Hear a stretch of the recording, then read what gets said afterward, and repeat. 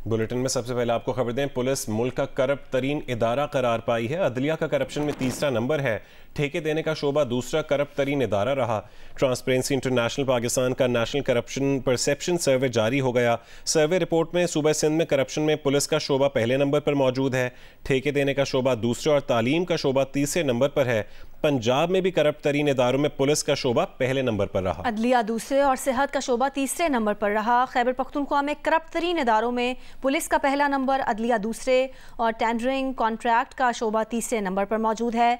बलूचिस्तान में करप्ट तरीन इदारों में टेंडरिंग और कॉन्ट्रैक्ट का शोबा पहले, पुलिस दूसरे और अदलिया तीसरे नंबर पर है। मुल्क के 47% अफराद करप्शन को पाकिस्तान की तरक्की का रास्ता रोकने की बड़ी वजह करार देते हैं।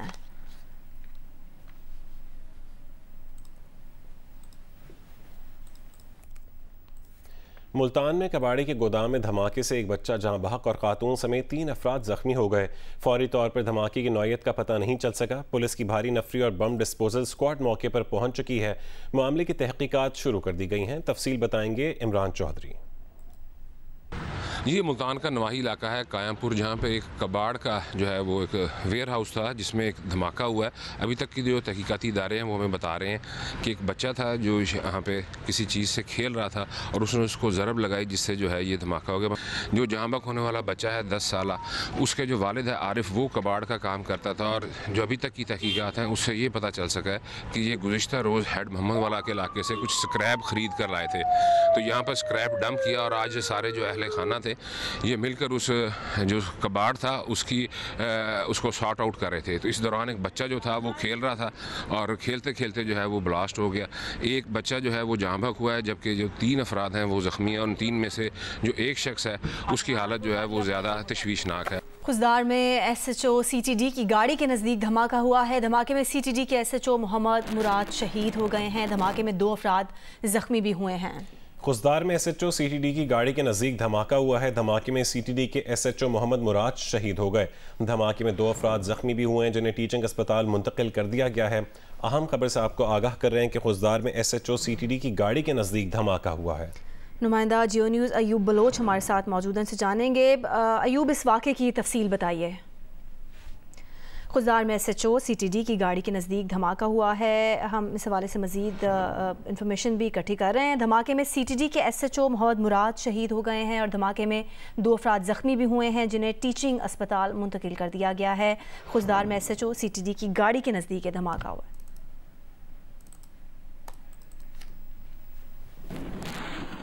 गजा में इसराइल की वहशियाना बमबारी का सिलसिला नहीं थम सका। खान यूनिस में एक घर पर इसराइली बमबारी में 10 फ़लस्तीनी शहीद जबकि कई अफराद ज़ख्मी हो गए। घर के मलबे में दबे बहुत से अफराद भी लापता हैं। रफ़ा शहर मुंतकिल होने वाले गजा के बेघर अफराद के लिए मायूस कुन हालात हैं। तकरीबन 30 फ़ज़ाई हमलों से रफ़ा को खान यूनिस और गजा पट्टी के बाकी हिस्सों से मिलाने वाली 2 अहम सड़कें तबाह कर दी गई हैं। नकल मकानी करने वालों के लिए मुश्किलात बढ़ गई हैं। इसराइल की फ़ौजी कार्रवाई रफ़ा शहर तक फैल रही है। इसराइली मीडिया की रिपोर्ट में कहा गया है कि गजा जंग मजीद 2 माह तक जारी रह सकती है। इस दौरान बाकी कैदियों की रिहाई के लिए नए मुआहदों की कोशिश भी की जाएगी। शहदा की तादाद 18,000 के करीब पहुंच गए।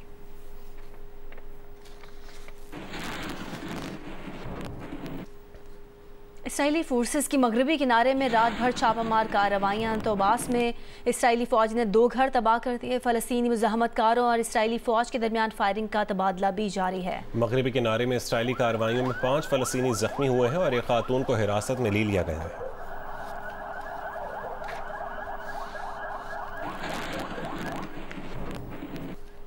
गजा के शुमाली और जनूबी हिस्सों में अस्पतालों पर इसराइली हमले जारी हैं। अक़वाम मुत्तहिदा के मुताबिक जबालिया में आलूदा अस्पताल मुसलसल तीसरे रोज़ भी इसराइली फ़ौज और टैंकों के घेरे में रहा। अस्पताल के 2 तिब्बी मुलाजमीन को गोली मारकर शहीद कर दिया गया। खान यूनिस में यूरोपीय अस्पताल के करीब एक एम्बुलेंस पर भी इसराइली फोर्सेज ने फायरिंग की। इसराइली फायरिंग से तिब्बी अमले के 2 अफराद ज़ख्मी हुए। अल अमल अस्पताल फ़लस्तीन हिलाल अहमर सोसाइटी के हेडक्वार्टर्स के इर्द गिर्द शदीद बमबारी की गई।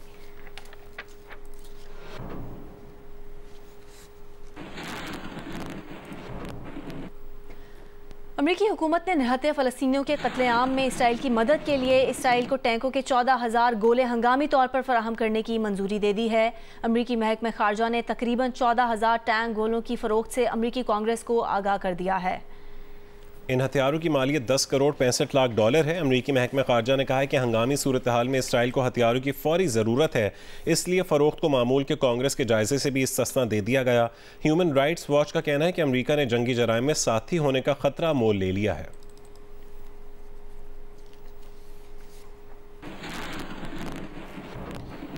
कनेडियन वज़ीर आज़म जस्टिन ट्रूडो ने सऊदी अरब, तुर्की और फ़लस्तीन के वज़राए ख़ारजा से मुलाकात में गज़ा की सूरत हाल पर गुफ्तगू की है।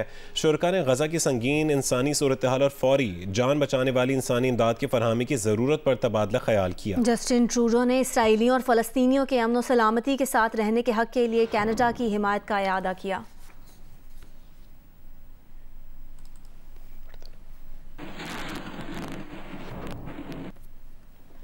इसराइली सलामती के वज़ीर ने फ़लस्तीनी कारकुनान के इसराइल में दाखिले पर पाबंदी का मुतालबा किया है। इंतहा पसंद वज़ीर का कहना है कि फ़लस्तीनी कारकुनान को इसराइल में लाना इस तसव्वुर का तसलसल है कि हमें 7 अक्टूबर से कुछ समझ नहीं आया।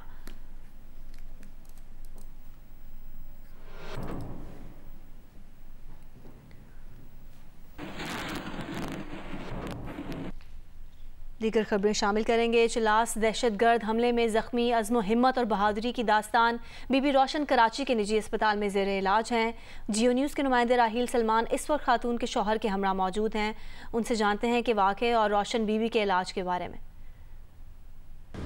पाकिस्तान में हमले में जख्मी वाली खातून इस वक्त कराची के प्राइवेट हॉस्पिटल में शिफ्ट करते गए उनको, और यहाँ पर ज़ेर इलाज है। मेरे साथ इस वक्त खातून रोशन बीबी के शौहर है। सर हम 10 बजे से रातों से हम निकले कराची की तरफ हमारा समझना उससे ये हुआ कि वहाँ से निकल के चिलास के मुकाम पे देखो 6 बजे 25 मिनट हो रहे, उसी टाइम पे चलती गाड़ी पे बच्चे को उसने सीट के नीचे डाल दिया और बच्ची को भी मेरे बहुत सुविधा गए पर लहर भी थी। यहाँ पे आके टी स्कैन हुआ है और अल्ट्रासाउंड हुआ है। उसके बाद डॉक्टर्स की यहाँ पर तो बड़ी टीम है, वो बस मुआयना कर रहे हैं।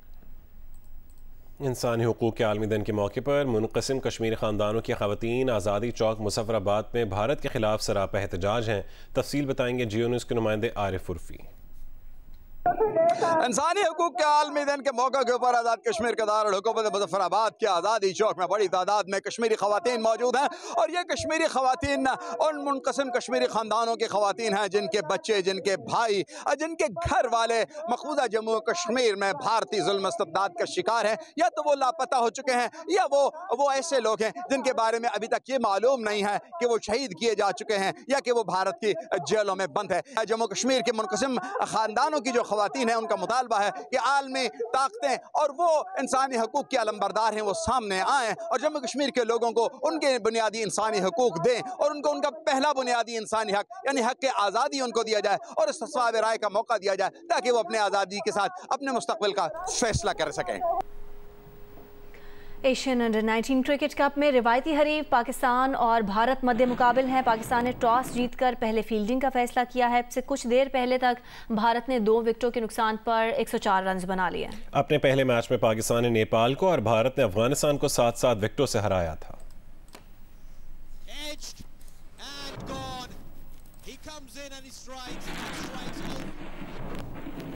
पाकिस्तान क्रिकेट टीम के दौरे ऑस्ट्रेलिया के हवाले से अपडेट दें। पाकिस्तान क्रिकेट टीम पर्थ पहुंच गई है। कैनबरा से वेस्टर्न ऑस्ट्रेलिया ने पर्थ एयरपोर्ट पहुंचने पर पाकिस्तान क्रिकेट टीम के खिलाड़ियों ने मशहूर कोका सेल्फी बनवाई है। रिवायती तौर पर खिलाड़ी कोका के साथ सेल्फी बनवाते हैं। पाकिस्तान क्रिकेट टीम पीर को पर्थ में मकामी वक्त के मुताबिक सुबह 10 बजे से ट्रेनिंग करेगी। पाकिस्तान और ऑस्ट्रेलिया की टीमों के दरमियान 3 टेस्ट मैचेस की सीरीज़ का पहला टेस्ट 14 दिसंबर से खेला जाएगा।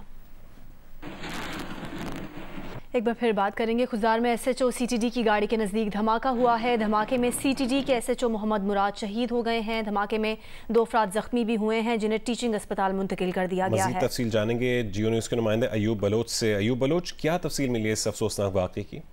जी हाँ, ये अफसोसनाक वाक़या अब से कुछ देर पहले ये सुल्तान इब्राहिम खान रोड पे वाक़ हुआ है।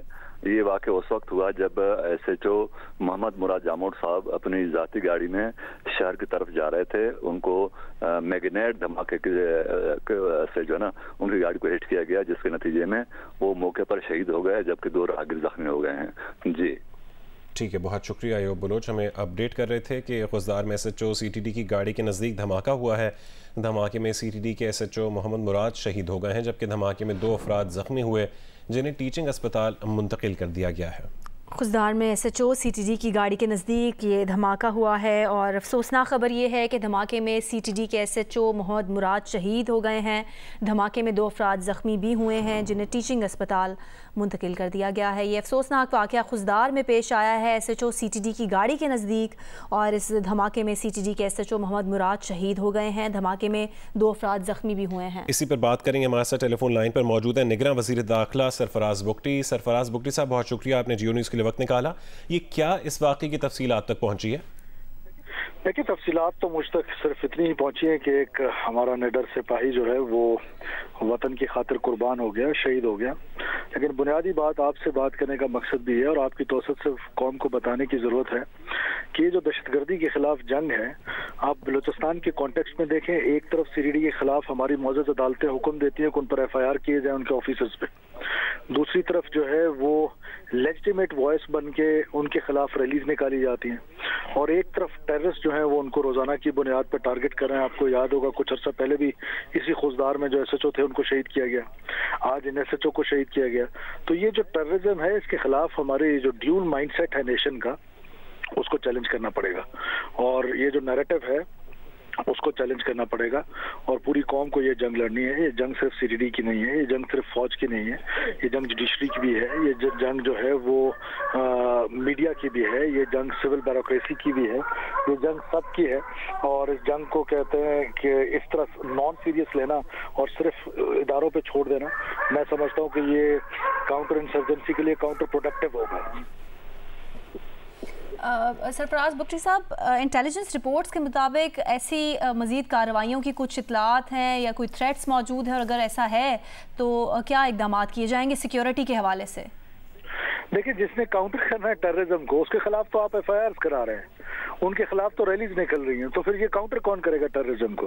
Counter terrorism department CTD Balochistan के कॉन्टेक्स्ट में बात कर रहा हूँ। तो उसको जब हम इस तरह मिलाइन कर देंगे, पहले हमने FC बलूचिस्तान को इसी तरह मिलाइन किया प्रोपेगेंडा टूल बनाकर कि जी ये चेक पोस्टों पे ये करती है, वो करती है, बदतमीजी करती है, सिर्फ प्रोपेगेंडा किया गया, और उस प्रोपेगेंडे का असर ये हुआ कि हमने पूरे बलूचिस्तान में FC की चेक पोस्टें खत्म कर दी।